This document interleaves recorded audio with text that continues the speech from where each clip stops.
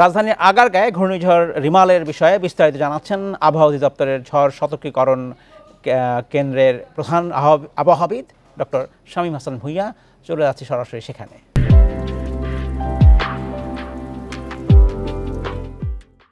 নম্বর 14, তারিখ হচ্ছে 26/5/2024। উত্তর পশ্চিম বঙ্গোপসাগর ও তৎসংলগ্ন এলাকায় অবস্থানরত প্রবল ঘূর্ণিঝড় রিমাল উত্তর দিকে, আপনাদের একটু ডিস্টার্ব হয়েছে, আমি প্রথম থেকে পড়ি। উত্তর পশ্চিম বঙ্গোপসাগর ও তৎসংলগ্ন এলাকায় অবস্থানরত প্রবল ঘূর্ণিঝড় রিমাল উত্তর দিকে অগ্রসর হয়ে একই এলাকায় 21.2 ডিগ্রি উত্তর অক্ষাংশ এবং 89.2 ডিগ্রি পূর্ব দ্রাঘিমাংশ অবস্থান করছে। এটি আজ 26 মে 2024 সন্ধ্যা 6টায় চট্টগ্রাম সমুদ্র বন্দর থেকে 310 কিলোমিটার দক্ষিণ পশ্চিমে, কক্সবাজার সমুদ্র বন্দর থেকে 310 কিলোমিটার দক্ষিণ পশ্চিমে এবং মংলা সমুদ্র বন্দর থেকে 145 কিলোমিটার দক্ষিণে এবং পায়রা সমুদ্র বন্দর থেকে 150 কিলোমিটার দক্ষিণে অবস্থান করছিল। প্রবল ঘূর্ণিঝড়টির কেন্দ্র মংলার দক্ষিণ পশ্চিম দিক দিয়ে পশ্চিমবঙ্গ খেপুপাড়া উপকূল অতিক্রম শুরু করেছে। ঘূর্ণিঝড়টির কেন্দ্র আরও উত্তর দিকে অগ্রসর হয়ে 1 থেকে 2 ঘন্টার মধ্যে উপকূল অতিক্রম করে সম্পূর্ণ ঘূর্ণিঝড়টি পরবর্তী 5 থেকে 7 ঘন্টার মধ্যে উপকূল অতিক্রম সম্পন্ন করতে পারে। প্রবল ঘূর্ণিঝড় কেন্দ্রের 64 কিলোমিটারের মধ্যে বাতাসের একটানা গতিবেগ ঘন্টায় 90 কিলোমিটার, যা দমকা অথবা ঝড়ো হাওয়ার আকারে 120 কিলোমিটার পর্যন্ত বৃদ্ধি পাচ্ছে। প্রবল ঘূর্ণিঝড় কেন্দ্রের নিকটবর্তী এলাকায় সাগর বিক্ষুব্ধ রয়েছে। পায়রা ও মংলা সমুদ্র বন্দরকে 10 নম্বর মহাবিপদ সংকেত, আমি আবার বলছি 10 নম্বর মহাবিপদ সংকেত দেখিয়ে যেতে বলা হয়েছে। উপকূলীয় জেলা খুলনা, সাতক্ষীরা, বাগেরহাট, পিরোজপুর, ঝালকাঠি, বরগুনা, বরিশাল, ভোলা, পটুয়াখালী এবং তাদের অদূরবর্তী দ্বীপ ও চরসমূহ 10 নম্বর মহাবিপদ সংকেতের আওতায় থাকবে।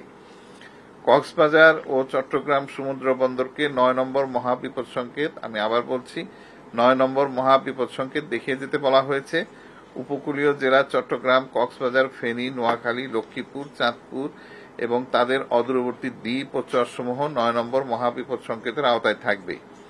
খুলনা, সাতক্ষীরা, বাগেরহাট, পিরোজপুর, ঝালকাঠি, বরগুনা, বরিশাল, ভোলা, পটুয়াখালী, ফেনী, নোয়াখালী, লক্ষ্মীপুর, চাঁদপুর, চট্টগ্রাম ও কক্সবাজার জেলার নদীবন্দর সমূহকে 4 নম্বর নৌ মহাবিপদ সংকেত, আমি আবার বলছি 4 নম্বর নৌ মহাবিপদ সংকেত দেখিয়ে যেতে বলা হয়েছে। প্রবল ঘূর্ণিঝড়টির অগ্রবর্তী অংশ ও বায়ুচাপ পার্থক্যের আধিক্যের প্রভাবে উপকূলীয় জেলা খুলনা, সাতক্ষীরা, বাগেরহাট, পিরোজপুর, ঝালকাঠি, বরগুনা, বরিশাল, ভোলা, পটুয়াখালী, ফেনী, নোয়াখালী, লক্ষ্মীপুর, চাঁদপুর, চট্টগ্রাম, কক্সবাজার এবং তাদের অদূরবর্তী দ্বীপ ও চরসমূহ নিম্নাঞ্চল স্বাভাবিক জোয়ারের চেয়ে 8 থেকে 12 ফুট অধিক উচ্চতার বায়ুতাড়িত জলোচ্ছ্বাসে প্লাবিত হতে পারে। প্রবল ঘূর্ণিঝড়টির প্রভাবে রাজশাহী, রংপুর, ময়মনসিংহ, ঢাকা, খুলনা, বরিশাল, চট্টগ্রাম ও সিলেট বিভাগের দমকা ঝড়ো হাওয়া সহ ভারীর পরিমাণ হচ্ছে 44 থেকে 88 মিলিমিটার পার 24 ঘন্টা এবং অতি ভারী সেটা 89 মিলিমিটার প্রতি 24 ঘন্টার ভেতরে বর্ষণ হতে পারে। অতি ভারী বর্ষণের প্রভাবে কক্সবাজার, বান্দরবান, রাঙামাটি, খাগড়াছড়ি ও চট্টগ্রামের পাহাড়ি অঞ্চলে কোথাও কোথাও ভূমিধস হতে পারে।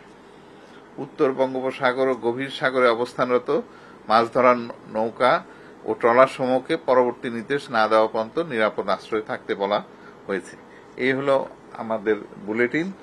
আর আমাদের মনে হয় যে এটা ঘূর্ণিঝড়ের যে নিচের বডিটা, এটা এই সেন্টারটা অতিক্রম করার পরে আস্তে আস্তে এই বডিটাও অতিক্রম করবে পর্যায়ক্রমে। এইটা আমরা তো বলেছি যে 1 থেকে 2 ঘন্টার মধ্যে, অর্থাৎ এটা এখন অলরেডি টাচ করেছে আমাদের কিন্তু উপকূল। হ্যাঁ, আমরা এখানে দিলাম হলো কয়টার ডাটা দিয়ে, সন্ধ্যা 6টার ডাটা দিয়ে দিচ্ছি।